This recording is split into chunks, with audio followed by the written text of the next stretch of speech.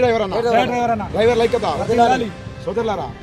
మరి ఇందాక అన్నగారు స్పీచ్ ఇచ్చడం జరిగింది. ఆ స్పీచ్కి ఒక డ్రైవర్ని కారు ఆపి అరే మార్కెలవుడి అరే యదవా అరే అని బూతులు తిట్టే పరిస్థితి మన దేశంలో డ్రైవర్లకి చాలా ఇబ్బందులు జరుగుతుంది. మరి డ్రైవర్లకి ఇబ్బందులు జరుగుతున్నప్పుడు మనం అందరం ఒక తాటి మీదకి వచ్చి మన అన్నగారి పిలుపు మీద మన అందరం కూడా యూనియన్లో ఒక ఐడి కార్డు తీసుకుని ఒక గుర్తింపు పొందితే ఏదన్నా సమస్య జరిగితే ఒక్క మెసేజ్ అన్నగారు పలానా ఏరియాలో పలానా గుర్తింపు ఐడి కార్డు పొందిన నేను పలానా వ్యక్తిని నన్ను పలానా వాళ్ళు ఇలాగా నన్ను కొట్టారని చిన్న మెసేజ్ ఇవ్వగానే అక్కడ లోకల్ ఏరియాలో ఒక గ్యాదర్ అయిపోయి మనకి రక్షణ జరిగడానికి టీం ఇప్పుడు చాలా పర్ఫెక్ట్గా అన్నగారు ఆదేశాల ప్రకారంగా ముందుకెళ్తుంది. ఈ వరకు రోజుల్లా కాదు, ఈ వరక మీద త్రిపులు చేసేలాగా ఇప్పుడు మన యూనియన్ ముందుకు తీసుకెళ్ళడం జరుగుతుంది. ప్రతి ఒక్కళ్ళు అవగాహనతో ముందుకొచ్చి ఈ మన యూనియన్ని సక్సెస్ చేసి ప్రతి ఒక్కళ్ళు కూడా దీన్ని ఆదరించి దానికి రెట్టింపు ఫలితాలు పొందుతారు.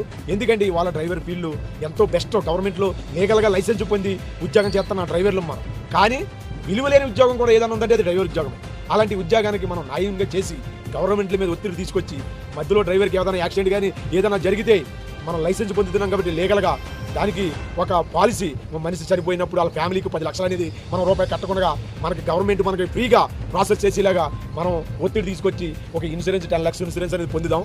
అలాగే ప్రతి ఒక్కరు ఐక్యతంగా పోరాడదాం. మరి రాబోయే జనరేషన్ 140 కోట్ల మంది జనాభా మన భారతదేశంలో. మరి మన పిల్లలు డిగ్రీలు పిహెచ్డీలు పీజీలు చేస్తున్నా వాళ్ళకి ఉద్యోగం రాకపోవచ్చు.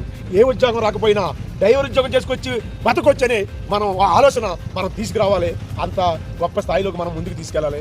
అందరూ ఆలోచించండి.